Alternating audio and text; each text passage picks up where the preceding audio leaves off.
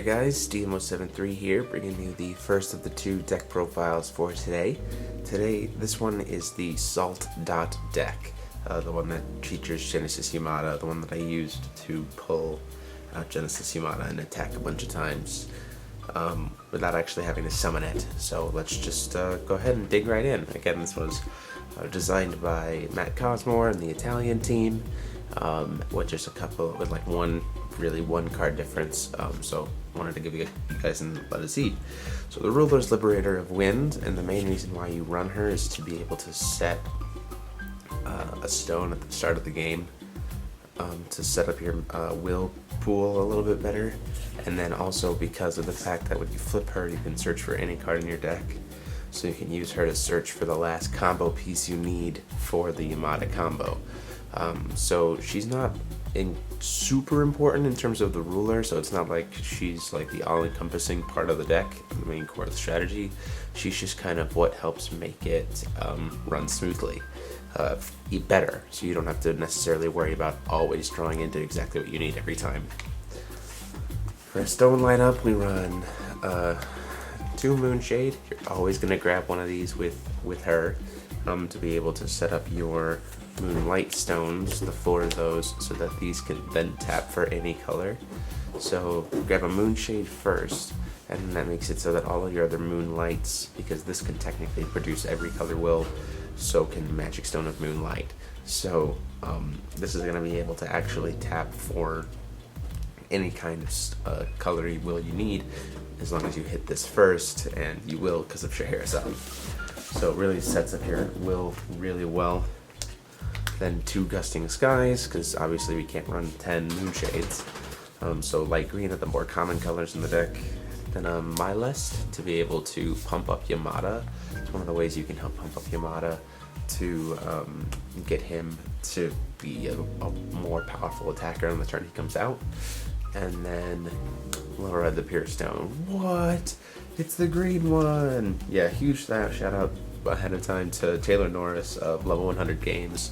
Link down in the description for his channel. Go check him out.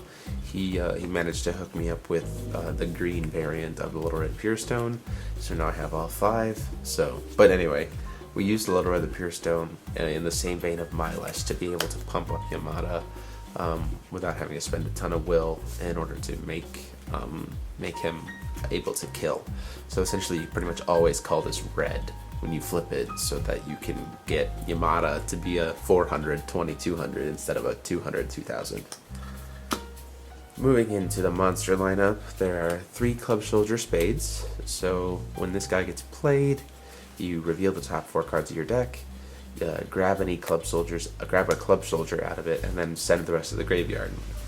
This deck relies on trying to get stuff to the graveyard for the combo, so this is an easy way to just quickly mill a 10th of your deck. And worst comes to worst, you mill 3 cards and you grab a Club Soldier in it to be able to, or a Card Soldier to be able to do it again next turn. So it replaces itself potentially and helps you mill cards and serves as a body on field. 4 Elvish Priest to help us get to the amount of will we need quickly, because the main core trigger of the combo is a 4-drop card, so you want to be able to have probably like 6, so that you can maybe counter something if they try to counter your spell or something like that, or leave up your Milest. So Elvish Priest helps you do that. 4 Night of the New Moon. This is so that you can every turn draw a card and discard a card. Again, drawing into those combo pieces faster and sending them to the grave faster, to be able to set up for the combo. 40 Thieves is the same thing. Draw 2, discard 2. It's just on every turn, so it's kind of an immediate draw and immediate discard, to really kind of make sure that the combo is going to go off and all the pieces are there.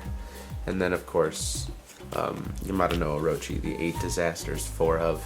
This is your kill card, this is your win condition. The goal is to try to put him onto board with Genesis Creation and have him attack 8 times to your opponent's face, because he has swiftness and target attack, and doesn't have to tap to attack, can attack 8 times per turn, and yeah, it's just a very powerful card. So it's easy to protect it, which I'll go over in a little bit.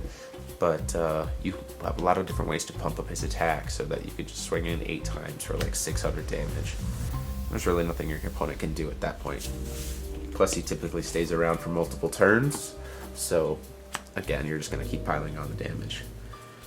In terms of the spells for the actual combo pieces, 3 Refarth and 3 Realm of Pure Spirits. These are the field editions that you grab with Genesis Creation. Refarth serves to pump up Yamata. Baseline, if it's just sitting on field, it's a 100-100, so he becomes a 300-2100. But you can banish Refarth to make him a 600-2400 for the turn. It's still really good. It's going to be enough to kill, so typically you're going to grab this and just immediately banish it when you're ready to swing in. And then Realm of Pure Spirits makes it so that any of your untapped creatures can't be targeted. And so because Yamata doesn't tap to attack, Yamata's always going to be safe from being targeted. So really, really cool cards there. And then the main piece is Genesis Creation, 4-drop. When you play it, you grab a creature and a field edition from your field, or from your graveyard, and just put them right into play. So you're going to be able to grab, if you already have a Realm of Pure Spirits out, then you would get Yamata and then a Refarth out, and then start to go to town, or Realm of Pure Spirits if you already have Refarth, or if the combo's already really established, then you just get like a second Refarth and just go to town. So that's the whole point of Genesis Creation, is to just kind of bypass the high costs of Yamata and just play big cards and swing in for game. There's also a little bit of a counter engine because you want to be able to protect that one play. You have 4 absolute cake zones to stop their cake zones. Xeex is obviously used to already counter stuff, but usually you can sometimes even use it to pump up Yamata if you need to, or make Yamata untargetable if you need to, if you don't have the Realm of Pure Spirits. But the big hitter is the 3 Law of Silence. So the whole point is to try and drop this during your draw phase, so that once it resolves, your opponent can't cast anything for the turn, meaning that you have free reign to play all your cards during that turn and get the combo to go off. So your Yamata's guaranteed to come out as long as this resolves. So you want to hold on to these to save them until you're ready to play them on your turn before you untap. And then Matt Cosmore ran a Necronomicon because of his meta, but I put in Poison Apple just as like another way to just pump up Yamata for a super game. Because you can just make Yamata a 1200, 2000 and say swing in for 9600 damage in one turn. Seems pretty good. At that point, there's pretty much no way, even with blockers, that your opponent's going to be able to survive all the damage. So it's just really impressive. So yeah, guys, that is Salt.deck. Really, Scheherazade's not the ruler. Yamata is. Yamata just dominates. So this is Salt.deck. Tell me what you guys think about it. Hopefully, what you guys maybe would change, what you would use for your meta. I'd love to hear about that.